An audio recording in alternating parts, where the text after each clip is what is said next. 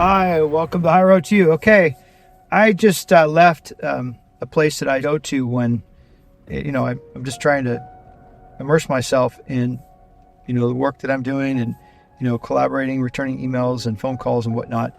I want to just encourage you that when you navigate your environment, try to find these locations that are healthy. Some of these lodges and hotel lobbies and libraries and church cafes, they're just a great place there's an energy, okay? It just really feeds your soul to, just be in that environment, feeling completely safe and then being able to focus on whatever it is you're doing.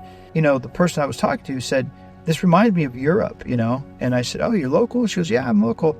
And, what do you do? And she goes, I don't talk about what I do. I think that's one of the major mistakes that people talk about their work.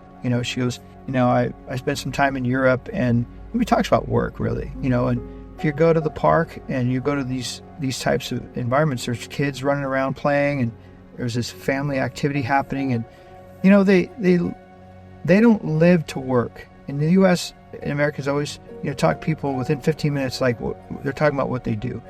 And I said, yeah, you're right. And I promote, career. I promote work as a way of feeding your soul. And, she says, well, that's great when you have balance. If you're not a workaholic, it's an addiction like anything else. Work can be. And I said, you are absolutely right. So we agreed on balance. Balance is the true goal or objective when you're navigating life. But in the U.S., to keep up with, the cost of living, both parents are working.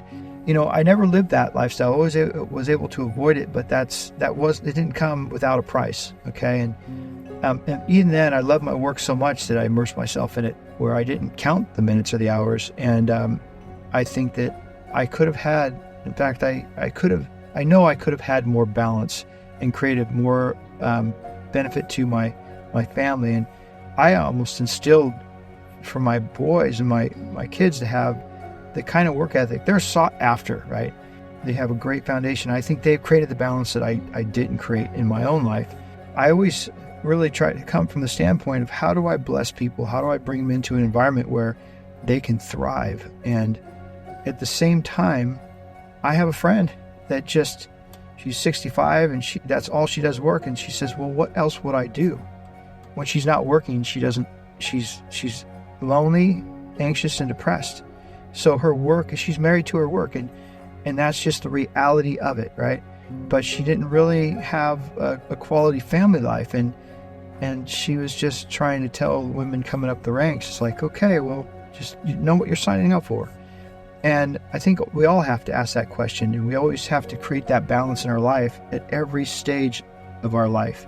It's not just about work, it's about balance. Hope that you can pull yourself out of any kind of environment that's not feeding you and not healthy for you, and find those environments where you can have just a really good conversation. And that's my message to you today. I wish you well.